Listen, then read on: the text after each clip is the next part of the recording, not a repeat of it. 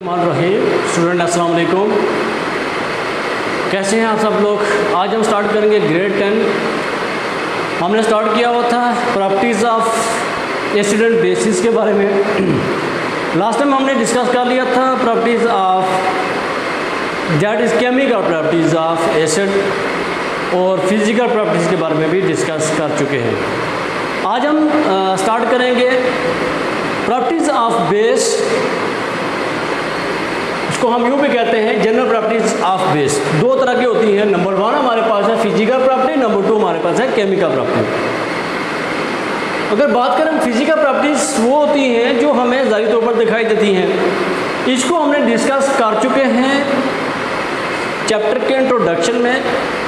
जैसे physical properties जो base की होती है वो किस तरह की होती हैं। अगर आप इसको रिपीट करना चाहें तो सबसे पहले जो इसकी प्रॉपर्टी है वो है इनका जो जायका होता है वो क्या होता है, that is a bitter in taste, कड़वा जायका होता है। और दूसरी जो बात हमने ये डिस्कस की थी कि अगर बेस को देखा जाए ये किस तरह के होते हैं, बेसिकली नॉन कोरोसिव हालत होते हैं। नॉन कोरोसिव ये किसी से रिएक्ट नहीं करते, इसमें नुकसान नहीं पहुँचाते।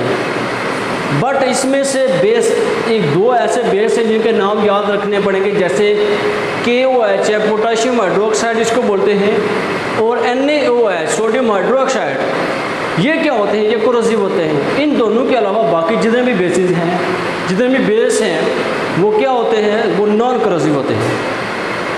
अगर लिटमस पेपर रखा जाए, लिटमस पेपर जो रेड होगा अगर उसको ब्लू के अंदर चेंज कर देता है तो उसमें क्या होता है, उसको हम कहते हैं दैट इज़ अ बेस। अगर रेड लिटमस पेपर को ब्लू में चेंज कर देता है तो इसको हम बेस का नाम देते हैं। दूसरी बात, अब अगली बात हम करेंगे इलेक्ट्रिसिटी कंडक्ट करता है या नहीं। इक्वल सॉल्यूशन में इलेक्ट्रिसिटी कंडक्ट करता है। बेस जितने होते हैं इक्वल सॉल्यूशन के अंदर इलेक्ट्रिसिटी उसमें पास होती है। सेकंड प्रॉपर्टी जो हमें स्टार्ट करनी है वो है chemical properties of base. Chemical properties of base की अगर हम बात करें, केमिकल प्रॉपर्टीज क्या होती है, प्रॉपर्टीज को खुसूसियात होगी। केमिकल मीनिंग चेंज, कि जब भी सब्सटेंस आपस में रिएक्ट करते हैं, कोई नया सब्सटेंस बनाते हैं, उसमें जो चेंज आता है, उसमें जो चेंजिंग आती है, हम उसको केमिकल का नाम देते हैं। केमिकल का मीनिंग भी यही होता है, that is a change, something in change. तो यहाँ पे चेंज इस तरह का होगा कि जब भी सब्सटेंस आपस में रिएक्ट करते हैं तो उसमें कुछ चेंज होगा। तो लेट्स स्टार्ट। जो सबसे पहले हमारे पास प्रॉपर्टी है दैट इज अगर हम रिएक्शन, अगर हम यूँ बात करें कि सबसे पहले इसकी जो प्रॉपर्टी जो अकॉर्डिंग जो बुक के मुताबिक की जाएंगे, नंबर 1 जो इसकी प्रॉपर्टी है दैट इज़ केमिकल प्रॉपर्टी की बात हो रही है कि रिएक्ट विद एसिड या रिएक्शन विद एसिड। अगर हम यूँ बात करें रिएक्शन विद एसिड, अगर तो बेस का रिएक्शन विद एसिड के साथ हो तो हमें क्या चीज़ देगा। सबसे पहले तो ये साल्ट और वाटर देगा। चीज़ याद रखनी है कि जब भी एसिड और बेस का, हमने लास्ट टाइम भी डिस्कस किया था कि बेस का एसिड के साथ रिएक्शन या एसिड का बेस के साथ दोनों एक ही बात है, तो हमें साल्ट और वाटर देते हैं। सिंपल एग्जांपल से स्टार्ट करते हैं। जैसे हमारे पास एक रिएक्शन है, जैसे है KOH। देखिए what is KOH, K is potassium, OH is hydroxide. OH meaning के ये बेस है, ये हमें पहचानता है। OH ग्रुप का लगा होगा तो हाइड्रोक्साइड ग्रुप होगा, इस मीन्स क्या होगा, दैट इज़ अ बेस। अगर रिएक्ट करता है, कोई भी एसिड आप ले लें, HCl को ले लें, ये एसिड है, इसके साथ रिएक्शन करेगा तो क्या हमें गिव्स अस देगा, ये हमारे पास रिएक्टेंट है, ये हमारे पास प्रोडक्ट है।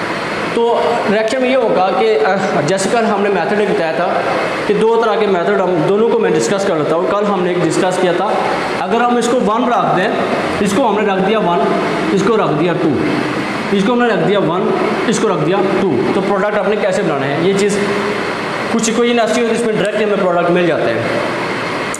1 और 2 का रिएक्शन अगर करें तो क्या बनेगा, KCl। याद रखिएगा KCl। 1 और 2 का रिएक्शन कराएं तो हमारे पास प्रोडक्ट में क्या आएगा, that is a KCl, potassium chloride. फिर 1 और 2 का रिएक्शन, 1 और 2 का मतलब HOH का रिएक्शन कराएं तो क्या होगा, H2O। ये रिएक्शन हमारे पास आ गया वाटर। तो ये हमारे पास साल्ट हो गया, ये हमारे पास वाटर हो गया। अब इसको ऊपर बता भी सकते हैं कि जब भी एसिड और बेस का रिएक्शन होता है तो हमें क्या देता है, साल्ट और वाटर देता है। ये हमारे पास एसिड हो गया, एसिड और बेस का रिएक्शन हुआ, साल्ट और वाटर हमें प्रोडक्ट में मिल गया। अब हमारे पास ये चीज़ है KOH KCl। बेसिकली KOH क्या होता है, KOH बेस हाइड्रोक्सिल ग्रुप लगा होता है। इसमें हुआ यूँ, अगर हम रिएक्शन मैकेनिज्म की अगर बात करें, मैं एक रिएक्शन आपको समझा देता हूँ, रिएक्शन मैकेनिज्म जिसको बोलते हैं कि हुआ क्या, अंदर की बात हुई क्या। जैसे ये K है और ये OH है, इसको हम स्ट्रक्चरली में अगर यूँ लिख दूँ OH, बेसिकली अगर हम इसको भी इसका बॉन्ड में अगर हटा दूँ थोड़ी देर के लिए, थोड़ी देर के अगर हटा दूँ तो होगा क्यों कि अगर ऑक्सीजन की बात करें, ऑक्सीजन का एटॉमिक नंबर 6 होता है, लास्ट साथ में इसके 6 इलेक्ट्रॉन होते हैं, 2 तो हमारे पास प्रेजेंट है और ये हमारे पास हो गए 6 इलेक्ट्रॉन। हाइड्रोजन के पास 1 इलेक्ट्रॉन होता है, ये हाइड्रोजन का 1 इलेक्ट्रॉन क्या करेगा, इससे क्या करेगा, कम्बिनेशन करेगा, शेयरिंग करेगा, क्योंकि इसको स्टेबल होने के लिए इलेक्ट्रॉन 2 रिक्वायर होते हैं और इसको स्टेबल होने के लिए 8 रिक्वायर है, क्योंकि इसके 6 हैं। ये जो आपको नज़र आ रहे हैं ये 6 इलेक्ट्रॉन ऑक्सीजन के पास 6 है, एक तो इसने इसके साथ म्यूचुअल शेयरिंग कर ली। अब ये जो इलेक्ट्रॉन है ये पोटाशियम के साथ क्या करेगा, ये बेसिकली ये हमारे पास है, इसके साथ क्या करेगा, इलेक्ट्रॉन ट्रांसफ़र करेगा। पोटाशियम इलेक्ट्रॉन ट्रांसफ़र करता है। जब इलेक्ट्रॉन ट्रांसफ़र की बात होगी तो इट्स मीन्स, तो इसमें कौन सा बॉन्ड बनेगा, आयनिक बॉन्ड। आयनिक बॉन्ड ज़रा कुछ चीज़ें भी डिस्कस हो सकती हैं पिछली लास्ट टाइम भी, तो इसमें जो कौन सा बॉन्ड बनेगा, that is covalent bond, covalent bond. अब इसके पास बचे क्या, इसके पास ये जो नज़र आ रहे हैं ये पेयर दो नज़र आ रहे हैं, 2 इलेक्ट्रॉन एक्स्ट्रा बच के, 2 इलेक्ट्रॉन एक्स्ट्रा बच के लोन पेयर कहीं ना कहीं काम आएंगे। तो लोन पेयर कैसे काम आएंगे, मैकेनिज्म की बात हो रही है, आपने इसको जस्ट ये समझना है कि रिएक्शन प्रोडक्ट कैसे बना है। सबका ऐसे ही होता है। जैसे अगर Cl के HCl की बात करें, HCl के साथ रिएक्शन कैसे हो, हमने कहा 1 और 2 के साथ रिएक्शन, 1 और 2 का रिएक्शन कैसे होगा इसको हम अगर बाद में डिस्कस करने, पहले हम इसको OH को डिस्कस कर लेते हैं। ये जो OH ग्रुप है, अगर ये जो हाइड्रोक्सिल ग्रुप है, H हाइड्रोजन है, सॉरी हाइड्रोजन क्या करेगा, ये लोन पेयर के साथ क्या करेगा, ये रिएक्ट करेगा, इसमें लोन पेयर अपने साथ इसको अटैच कर लेगा। जब लोन पेयर अपने साथ अटैच कर लेगा तो ये बॉन्ड क्या हो जाएगा, इट्स मीन्स क्या हो जाएगा, हाइड्रोक्सिल ग्रुप ब्रेक होकर यहाँ से ये जो बॉन्ड ब्रेक होकर H2 की फॉर्म में हमें प्रोडक्ट में मिलेगा और लिक्विड फॉर्म में हमें वाटर मिल जाएगा। दूसरी बात अगर बात करें क्लोरीन की, क्लोरीन के लास्ट शेल में इलेक्ट्रॉन होते हैं 7 इलेक्ट्रॉन होते हैं। अगर ये बॉन्ड ब्रेक होता है, अगर ये बॉन्ड ब्रेक होता है तो उसको हम रेज कर देते हैं, ये हमारे पास चला गया प्रोडक्ट में, ये दोनों चले गए प्रोडक्ट में। पीछे बचा हमारे पास K, क्योंकि पोटाशियम के पास सिर्फ 1 इलेक्ट्रॉन ही बचा हुआ है, ये जो नज़र आ रहा है क्लास में। क्लोरीन के पास 7 इलेक्ट्रॉन बचे हैं, क्योंकि क्लोरीन के पास 7 इलेक्ट्रॉन हैं। अब ये आपस में क्या करेंगे, इन दोनों का रिएक्शन होगा, 1 और 2 की बात होगी। जब ये रिएक्शन होगा तो ये हमें यूँ करेगा, ये इलेक्ट्रॉन अपना इसको डोनेट कर देगा। जब ये डोनेट करेगा इट्स मीन्स पोटाशियम भी बैलेंस, और ये हमें KCl के फॉर्म में, ये हमें प्रोडक्ट में साल्ट फॉर्म में मिलेगा। तो ये होता है रिएक्शन मैकेनिज्म। रिएक्शन इसी तरह बनते हैं। एक तरीका ये होता है। सेकंड मेथड मैकेनिज्म कैसे हुआ ये हमें बता दिया। सेकंड मेथड ये होता है कि हमेशा प्लस और माइनस का रिएक्शन आपस में होता है। प्लस और माइनस का रिएक्शन कैसे होगा, पोटेशियम में चार्ज प्लस होता है क्योंकि मेटल है, हाइड्रोक्सिल पे चार्ज नेगेटिव होता है, कहीं भी देखेंगे आपको हाइड्रोक्सिल पे माइनस का चार्ज मिलेगा, हाइड्रोजन पे प्लस का चार्ज आपको कहीं भी देखेंगे मिलेगा, क्लोरीन पे माइनस का चार्ज, प्लस और माइनस का रिएक्शन आपस में होगा। क्यों, कैसे होगा, अगर प्रोडक्ट देखें गौर करें, ये K और ये Cl, ये हाइड्रोजन पॉजिटिव और ये हाइड्रोक्सिल नेगेटिव, तो प्रोडक्ट आप देखें KCl और H2। एक ये मेथड होता है। आप किसी मेथड के जरिए करें लेकिन आपका रिएक्शन क्या होना चाहिए, करेक्ट होना चाहिए, आपको समझ में होना चाहिए हुआ क्या। अगर हम बात करें अगला रिएक्शन, इसको मैं रेज कर देता हूँ ये नीचे वाला एरिया ताकि आपको क्लियर नजर आए कि हम पढ़ क्या रहे हैं। एक और रिएक्शन है, अगर हम एक और रिएक्शन लेते हैं, बेस को लेते हैं, जैसे KOH है, इसी KOH को लेते हैं।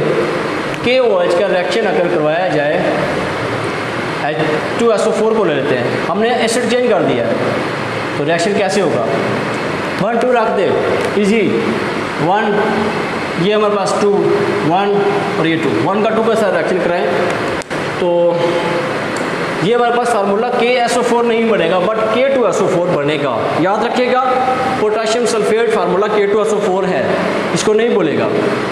तो ये हमारे पास फार्मूला क्या बनेगा K2SO4, क्योंकि फार्मूला है पोटाशियम सल्फेट इसका नाम होता है। ये साल्ट फार्मेशन हमें देगा, ये हमें देगा साल्ट। फिर 1 और 2 का रिएक्शन कराएं तो H2SO4 है तो H2OH आपस में रिएक्शन होगा तो H2O हमें प्रोडक्ट देगा। अब हम करेंगे बैलेंस, क्योंकि पोटाशियम 2 है तो हम पहले से 2 लगा देते हैं। अगर इसको हम प्रोडक्ट लिखने से पहले अगर लगा दें 2 तो तब भी आपका रिएक्शन इजीली हो जाएगा। यहाँ पे अगर 2 लिख दें पोटाशियम के हिसाब से, पोटाशियम 2 नंबर है तो हमने रिएक्टेंट के अंदर हमने 2 कर दिया। हमेशा मेटल को पहले बैलेंस करते हैं तो हमने मेटल को पहले से बैलेंस कर दिया, पोटाशियम 2 नंबर, तो ऑटोमेटिकली हमें वाटर मिल जाएगा 2OH। आपको नज़र आ रहा है यहाँ पे हाइड्रोजन कितने हैं 2 नंबर है और N2 4। रिएक्टेंट में हाइड्रोजन 4 है, प्रोडक्ट में हमारे पास 2 है तो 4 करने के लिए हम क्या लगेगा 2 मल्टीप्लाई बाई 2, ये आपस में क्रॉस मल्टीप्लाई होंगे। ये आपको नज़र आ रहा है ये 2 मल्टीप्लाई बाई 2 4। ऑक्सीजन को देखिए, ऑक्सीजन रिएक्टेंट के अंदर देखें ज़रा, रिएक्टेंट के अंदर हमारे पास 4 है और इसमें ये 2 का मतलब इसके साथ भी शामिल है, इसके साथ भी शामिल है और 2 4 एंड 2 कितना हो गए 8, ये 4 एंड ये वाले 2, इसका मतलब ये है क्या हो जाएगा 8। तो बैलेंस रिएक्टेंट प्रोडक्ट बैलेंस, तो हमें लिक्विड वाटर हमें प्रोडक्ट मिल जाएगा। ये एक्वस बाकी सारे एक्वस फॉर्म में होंगे। तो ये एक तरह का रिएक्शन हमारे इस तरह का होता है। तो रिएक्शन विद एसिड हमारा क्लियर हो गया। और साल्ट, इसको हम न्यूट्रलाइजेशन साल्ट का नाम देते हैं, न्यूट्रल साल्ट। इस अमल को हम न्यूट्रलाइजेशन का अमल बोलते हैं। न्यूट्रलाइजेशन का अमल वो होता है जिसमें जब एसिड और बेस आपस में रिएक्ट करता है तो एक हमारे पास न्यूट्रलाइजेशन का अमल होता है, इसमें वाटर रिलीज होता है और हमें साल्ट देता है। पॉइंट याद रखिएगा, ये चीज़ 2 पॉइंट आपने याद रखने हैं। एक तो ये याद रखने हैं कि साल्ट होगा बट कौन सा न्यूट्रलाइजेशन का अमल होगा, वाटर और साल्ट देगा। अगली चीज़ हम रिएक्शन नेक्स्ट हम स्टार्ट करते हैं, इसको हम रेज कर देते हैं ताकि अगले की स्पेस हमारे पास आ जाए।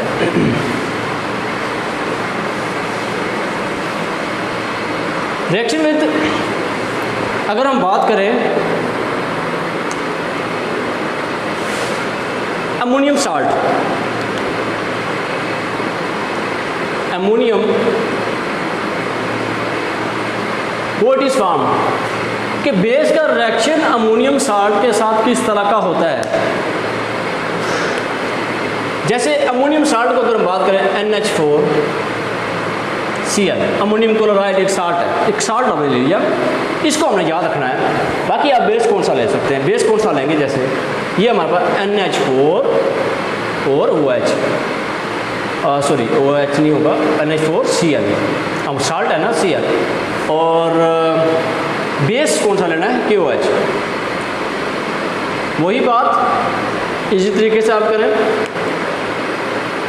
जैसे इसको हम 1 रख दें, इसको हम 2 रख दें, इसको 1 रख दें, इसको 2 रख दें, तो प्रोडक्ट खुद से बना सकते हैं 1 and 2, 1 and 2, 1 और 2 को क्या करें NH4 प्रोडक्ट क्या देगा। पहले हम 1 लिखते हैं NH4,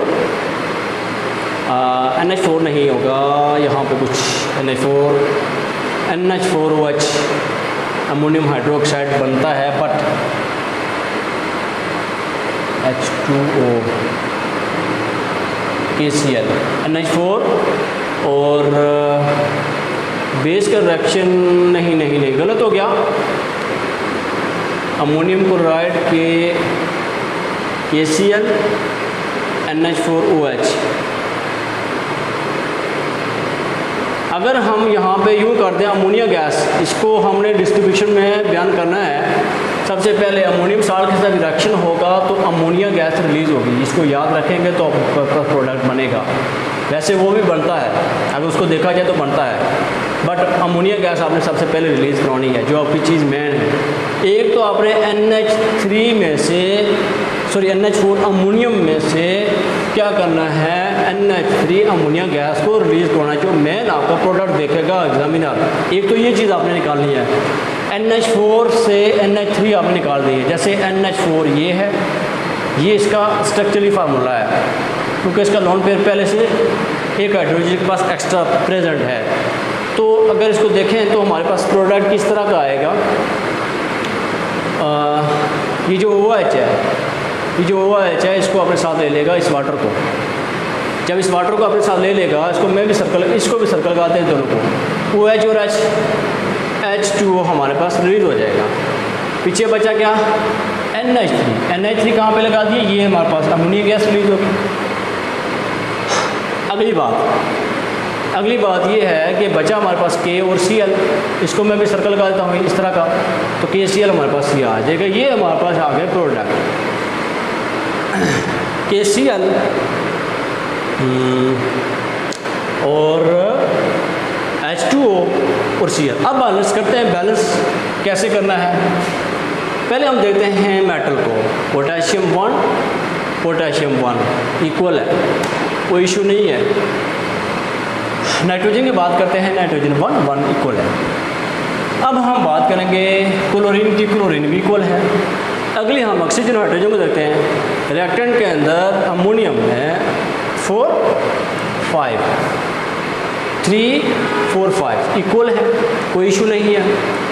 और ऑक्सीजन ऑटोमेटिकली बैलेंस ही होगा, कन्फर्म हमें नज़र आ रहा है ऑक्सीजन और ऑक्सीजन एक ही है। अगला रिएक्शन करते हैं, थोड़ा साल्ट हम चेंज करते हैं। तो कैसे चेंज करेंगे, जैसे इसी को मैं डिफरेंट किस्म का ले लेता हूँ। अमोनियम क्लोराइड को हमने वही रखा है, मैं इसको ऐसे ही रख देता हूँ। तो मैं एक नया प्रोडक्ट लेता हूँ, जैसे NH4 और Cl ammonium chloride plus NaOH को, बस मैंने एक बेस चेंज कर दिया, जस्ट हमने बेस चेंज कर दिया। यहाँ पे मैंने KOH लिया था, वहाँ पे हमने लिए यहाँ पे आज हमने लिया NaOH सोडियम हाइड्रोक्साइड, वहाँ पे हमने पहले ले लिया था KOH। जस्ट चेंज किया हमने, बेस को चेंज कर। जब बेस को चेंज करेंगे क्या प्रोडक्ट किस तरह का बनेगा, 1 और 2 और 2। प्लस माइनस का सब देखिए, प्लस माइनस ये अगर एग्जैक्ट नज़र आ रहा है।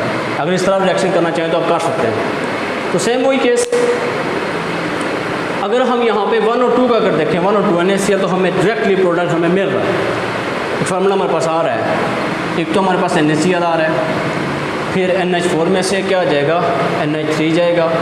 NH3 कैसे जाएगा, हमने ऊपर बता दिया कि इसका जो OH ग्रुप है ये अपने साथ क्या बना लेगा, लोन पेयर जो ऑक्सीजन का होगा वो अपने साथ एक हाइड्रोजन को निकाल के H2 की फॉर्म में बाहर निकाल लेगा। इस मीन्स ये होगा। तो इस तरह रिएक्शन होते हैं और आपने ऐसे ही करना है। तो ये हमारे पास एक्वस ये लिक्विड फॉर्म में मिलेगा, सॉरी ये हमारे पास गैस फॉर्म में मिलेगा। इसको गैस फॉर्म में लिखना भाई, कन्फर्म लिखना, इसको नहीं लिखेंगे तो गलत हो जाएगा। That is the gas. तो इस तरह का रिएक्शन आप कर सकते हैं। तो ये हो गया हमारे पास अमोनियम साल्ट। तो 2 एग्जांपल्स हैं, आप जो मर्जी डिस्कस कर लें, चाहे आप पोटेशियम हाइड्रोक्साइड कर लें, चाहे आप सोडियम हाइड्रोक्साइड कर लें। बट याद ये रखना है, जो चीज़ मेन चीज़ याद करने वाली है कौन सी है, ये एक तो हमारे पास अमोनिया गैस रिलीज़ कर रहा है, दूसरी हमारे पास साल्ट दे रहा है, साल्ट को याद रखना है, और साथ अमोनिया गैस रिलीज़ कर रहा है। ठीक है, साल्ट एंड अमोनिया गैस, ये आप जस्ट 2 चीज़ें याद रखनी है और ऑटोमेटिक आपका रिएक्शन क्या हो जाएगा, क्लियर हो जाएगा। इसके बाद दैट इज़ द रिएक्शन जो हमारे पास है, दैट प्रिसिपिटेट या प्रिसिपिटेशन ऑफ हाइड्रोक्साइड के हाइड्रोक्साइड जो बनते हैं उसमें जो प्रेसिपिटेट जो हैं वो हमें नज़र आएंगे। अब व्हाट इज़ प्रेसिपिटेट या प्रेसिपिटेशन होता क्या है, देखिए अगर कोई आपको लिक्विड टाइप अगर कोई आपको कोई चीज़ मिले, उसमें अगर आपको कुछ हार्ड टाइप या इसको हम कहते हैं ना जो मेटल की होती हैं हार्ड फॉर्म, जो हमें वो चीज़ें जो डिज़ोल्व नहीं होती, ठीक है, जो नीचे बैठ जाती हैं, हम उसको प्रेसिपिटेट का नाम देते हैं। ठीक है, अगर मेटल डिज़ोल्व रिएक्शन करता है, वो मेटल उसमें से कुछ ऐसे होते हैं जो इसमें डिज़ोल्व नहीं होते, बल्कि जो हमें नज़र आते हैं, हम उसको प्रेसिपिटेट का नाम देते हैं। अगर हम बात करें hydroxide OH, it's means metal के साथ हाइड्रोक्साइड ग्रुप होगा। जैसे अगर हम बात करें हाइड्रोक्साइड एडिड टू सोल्यूशन, जब भी हम कोई बेस लें, बेस का रिएक्शन अगर हम मेटल के साथ करें, अब मेटल कौन कौन से हो गए, जैसे जिंक हो गया, आयरन हो गया और लेड हो गया, और इनके के साथ रिएक्शन करवाएं तो हमारे पास क्या चीज़ देगा, एक तो प्रेसिपिटेट देगा विद इन कलर। ये बेसिकली प्रैक्टिकली काम होता है। इसमें के लैब के अंदर आपको टेस्ट ट्यूब, आपको डिफरेंट साल्ट दे दिए जाएंगे। वो साल्ट को आपने पहचानना कि कौन सा साल्ट है। तो वो साल्ट कैसे पहचानेंगे, ये नहीं कि वहाँ पे कुछ नाम लिखा होगा, आपने जस्ट उसके कलर से पहचाना है कि ये वाइट है तो कौन सा होगा, अगर ये ब्लू कलर दे रहा है तो कौन सा होगा। और आपको रिएक्टेंट दिए होंगे, रिएक्टेंट्स के साथ साल्ट अननोन होंगे, वही साल्ट आपको फाइंड आउट करने हैं कि साल्ट कौन सा है। तो जो सबसे पहला हमारे पास साल्ट है, अगर हम बात करें जैतीजा कॉपर सल्फेट का रिएक्शन अगर हम करवाएं सोडियम हाइड्रोक्साइड के साथ, तो कॉपर सल्फेट CuSO4 फार्मूला है, और इसका रिएक्शन अगर हम सोडियम हाइड्रोक्साइड के साथ करवाएं, क्योंकि हमारे पास बेस है, हमने कहा कि अगर बेस का रिएक्शन क्या होगा, हमने फाइंड आउट करना, ये हमें गिवन दिए होंगे। अब हमने साल्ट अननोन है, हमें नहीं पता कौन सा साल्ट है, तो फार्मूला अगर कैसे रिएक्शन अगर आप उसमें करवाएं इनका, तो रिएक्शन यूँ करवाएंगे, जैसे ये 1 है तो ये भी 1 होगा, और ये 2 है, 1 और 2 का रिएक्शन अगर करवाएं और ये 2 होगा, तो CuOH। तो क्या बनाएगा हमारे पास फार्मूला, हमारे पास हाइड्रोक्साइड, तो कौन सा हाइड्रोक्साइड बनाएंगे, Cu copper hydroxide twice, twice, okay हो गया हाइड्रोक्साइड, इसको हम कॉपर हाइड्रोक्साइड बोलते हैं। बचा क्या हमारे पास, बचा ये है कि NaSO4। अब NaSO4 फार्मूला नहीं है, Na2SO4 है, वो साल्ट देगा हमें, साथ प्रोडक्ट में क्या देगा, Na2SO4, जिसको सोडियम सल्फेट का नाम देते हैं। अब सोडियम सल्फेट अगर देखें यहाँ पे प्रोडक्ट में हमारे पास Na2SO4 फार्मूला आपको प्रिपेयर करना पड़ेगा, पहले भी कर चुके हैं। बैलेंस करते हैं आप, सोडियम की बात करें रिएक्टेंट में 1 है, प्रोडक्ट में 2 है, तो कहाँ पे कम है, जहाँ पे कमी है उसकी कमी को पूरा कर दें, यहाँ पे 2 लगा दें बस। अगली बात, सल्फ़र 1 है, सल्फ़र हमारे पास 1 प्रेजेंट है, कॉपर 1 है। अगर हम ऑक्सीजन और हाइड्रोजन का कुछ है, उनको देखें, किसी एक को भी देखें तो दोनों बैलेंस हो जाएंगे। तो पहले हम चेक करते हैं हाइड्रोजन को, हाइड्रोजन यहाँ पे 2 नंबर है और यहाँ पे 2 नंबर, ऑटोमेटिक आपका सब कुछ बैलेंस ही है। बेशक चेक कर लें, और इतना टाइम, और हमें जो कलर देगा लैब के अंदर, टेस्ट ट्यूब के अंदर, तो हमें वो ब्लू प्रेसिपिटेट देगा, इसमें ब्लू PPT होगा, ब्लू PPT, तो ब्लू कलर हमें नज़र आएगा। व्हाट इज़ PPT, प्रेसिपिटेट हमें मिलेगा। तो इट्स मीन्स क्या चीज़ हमें नज़र आई, that is a copper hydroxide. तो हमने उसको रिजल्ट क्या निकाला जी, अगर हमें वो कलर देता है ब्लू कलर, तो हमें कौन सा नज़र आएगा, कॉपर हाइड्रोक्साइड। अगली बात करें जिंक की बात करें, जैसे अगर मैं यहाँ पे जिंक क्लोराइड का रिएक्शन अगर हम NaOH के साथ कराएँ तो प्रोडक्ट हमारे पास क्या आएगा, सेम वही बात, Zn जिंक हाइड्रोक्साइड और NaCl फार्मूला दे रहा है ना NaCl, तो यहाँ पे Cl2 है, तो बैलेंस के लिए हम यहाँ पे Cl2 तो नहीं लगाएंगे, फार्मूला ही गलत हो जाएगा। तो बैलेंस के लिए हम यहाँ पे क्या लगा देंगे, यहाँ पे 2 लगा देंगे, क्यों, हमने क्लोरीन को बैलेंस किया। अब हम बात करते हैं सोडियम की, सोडियम में Na यहाँ पर लगा देंगे 2Na। और हाइड्रोक्साइड की बात करें तो हमारे पास हाइड्रोक्साइड देखें, जिंक 1 है, एक हाइड्रोजन को बैलेंस कर देते हैं, हाइड्रोजन 2 नंबर है, हाइड्रोजन 2 नंबर है, ऑक्सीजन 2 नंबर है, ये नज़र आ रहा है 2 नंबर है, ऑक्सीजन यहाँ पे 2 नंबर है, तो सब कुछ बैलेंस हो जाएगा।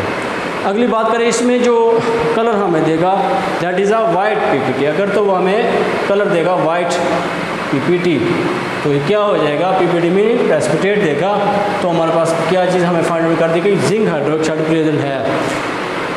अगर हम बात करें फेरिक और फेरस की, पहले लेते हैं फेरिक ले लेते हैं Fe, मैं यहाँ पे लिख देता हूँ ताकि जगह भी बच जाए, FeCl3 का रिएक्शन अगर NaOH को साथ कराएं तो फेरिक में 3 वैलेंसीज की 3 नंबर होगी। तो प्रोडक्ट में क्या देगा, FeOH, Fe और OH देगा। एक ही मार्कर को लिख देते ताकि वाज़ह रहे। OH हाइड्रोक्साइड, OH होल चॉइस इसको बोलते हैं। और पीछे के बचे हमारे पास FeOH, NaCl, NaCl। तो Cl यहाँ पे कितने हैं, आयरन एक है, आयरन को पहले देखते हैं, वो तो बैलेंस है। सोडियम की बात करें, सोडियम रिएक्टेंट के अंदर एक, प्रोडक्ट के अंदर। क्लोरीन की बात करें, यहाँ पे रिएक्टेंट में 3 है, तो हम प्रोडक्ट में क्या लगाएंगे, क्लोरीन को यहाँ पे लगा देंगे 3। जब हम यहाँ पे 3 लगा देंगे तो सोडियम को हमने रिएक्टेंट के अंदर दोबारा वापस से फिर 3 लगा देना है, तो बैलेंस हो जाएगा। हाइड्रोक्साइड हाइड्रोजन की बात करें, हाइड्रोजन यहाँ पे 3 नंबर, यहाँ पे यहाँ पे 3 नंबर होगा। सॉरी क्लियर हो जाएगा। ये फेरिक OH, आपने जब फेरिक 3 के साथ रखने करेंगे हमें थ्राइस में लिखना है, 3 नंबर लिखना है, ट्वाइस नहीं लिखना, इसको याद रखिएगा। चलें 2 करते हैं, आपको समझ में आ जाएगा। इसी तरह हम इसको चेंज करते हैं, हमने ले लिया FeCl 2, इसमें वैलेंसी कौन सी होगी, 2। सोडियम हाइड्रोक्साइड के साथ रिएक्शन अगर करवाएं, सेम वही प्रोडक्ट FeOH और चॉइस।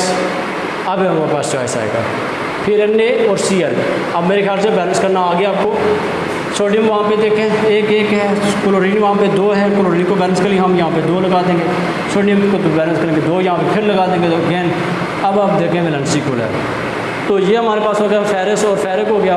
अब इसमें जो हमने आप देखने हैं कलर कौन सा देगा। अगर हम फेरिक की बात करें, तो हमारे पास ब्राउन PPT देगा, और इसको हम कहते हैं ब्राउन। ये हमारे पास कलर कौन सा देगा, ब्राउन PPT। और ये हमारे पास कलर देगा मडी, और कौन सा होगा, इसको हम कहते हैं मडी टाइप, मडी कलर होगा। मडी क्या होता है, ऐसी जो जैसे हमने मट्टी नुमा होगा कलर, या उसको एक और नाम देते हैं, जैसे डर्टी ग्रीन का नाम देते हैं, डर्टी ग्रीन देगा, डर्टी ग्रीन।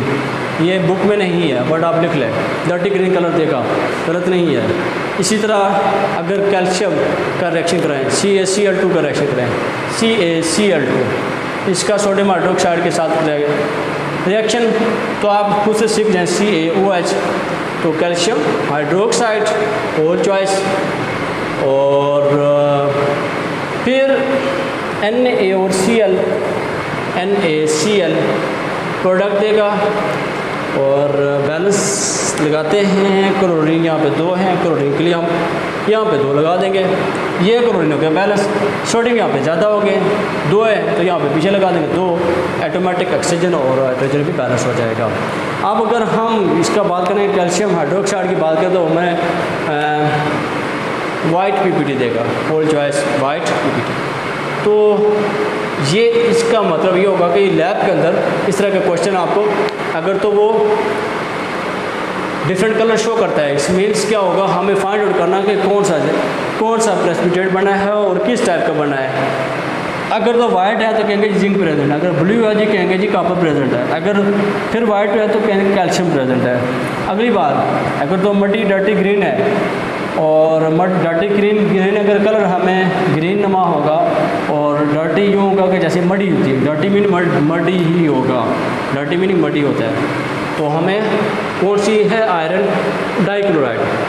अगर ब्राउन देता है आयरन ट्राइक्लोराइड, तो आयरन प्रेजेंट है। तो ये चीज़ें आप ऐसे फाइंड आउट करेंगे। और तीसरी बात जो हमें ये मिलेगा बेसिकली, ये तो हमें सॉलिड फॉर्म में, हमें सॉलिड फॉर्म मीनिंग क्या होगा, ये सब के सब सॉलिड है, ये सब सॉलिड है, सॉलिड क्यों होगा, क्योंकि प्रेसिपिटेट हमें क्लियर नज़र आ रहे हैं, और ये जो होगा ये लिक्विड फॉर्म में हमें नज़र आएगा, साल्ट जो होंगे लिक्विड फॉर्म में हमें नज़र आएंगे। याद रखिएगा इसको, और सॉरी एक्वस फॉर्म में नज़र आएंगे, ये गलत हो गया, एक्वस फॉर्म में, लिक्विड तो हो गया, सीधा आपको नज़र आएगा एक्वस फॉर्म में। तो एक्वस में मीनिंग इसमें डिज़ॉल्व होगा, इसमें NaCl और ये जैसे ये है, एक को हम ले लेते हैं, ये एक ही टेस्ट ट्यूब के अंदर हमें यूँ नज़र आएगा। टेस्ट ट्यूब का अगर देखा जाए उसके अंदर NaCl भी होगा, NaCl आपको एक्वस फॉर्म में नज़र आएगा ऐसे, और इसी के अंदर हमें कुछ प्रेसिपिटेट नज़र आएंगे, जैसे ये है, ये इसमें कुछ हमें वादे तो नजर आएंगे। आप मेटल कौन सा है ये फाइंड आउट करना है जी, कलर के हिसाब से। कौन सा कलर है, ब्लू है तो कॉपर प्रेजेंट है, वाइट है तो कौन सा जिंक प्रेजेंट है, अगर डर्टी ग्रीन है तो आयरन प्रेजेंट है। ये आपने फाइंड आउट करना है। आज के लिए इतना ही, ये आपका टॉपिक हो गया complete. General reaction of base acid दोनों कंप्लीट हो चुके हैं। अगले टॉपिक हम नेक्स्ट स्टार्ट करेंगे और आज के लिए इतना ही, डिफरेंट टॉपिक के साथ आएंगे। अल्लाह हाफिज़, अपना ख्याल रखिएगा।